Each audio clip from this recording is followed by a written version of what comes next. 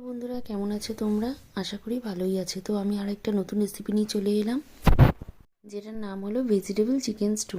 তো প্রথমে আমি এখানে কুকারে সামান্য বাটার দিয়ে পেঁয়াজটাকে একটুখানি সটে করে নেব। পেঁয়াজটাকে সটে করতে করতে এখানে আমি কয়েক কোয়া রসুন দিয়ে দেবো। তো রসুনটা দেওয়ার পরে হালকা একটু নেড়ে নেবো।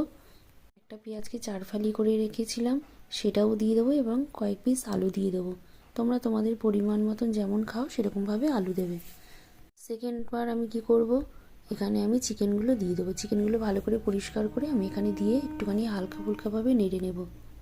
তো নেড়ে নিতে তোমাদেরকে বলি, তোমরা তোমাদের যেমন সবজি খেতে ভালোবাসো সেরকম তোমরা সিজনাল সবজি এখানে তোমরা দিতে পারো। এখানে আমি ভালো করে দেখছি, এবারে চিকেনটা হালকা কালার চলে এসছে। এখানে আমি কিছু সবজি দিয়ে দেবো। তো আমি এখানে বিনস, গাজর, টমেটো আমি দিয়েছি।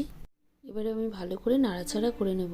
নাড়তে নাড়তে আমি এখানে একটুখানি নুন দিয়ে দেবো এবং আমি একটুখানি ভাজা মশলা এখানে দিয়ে দেবো।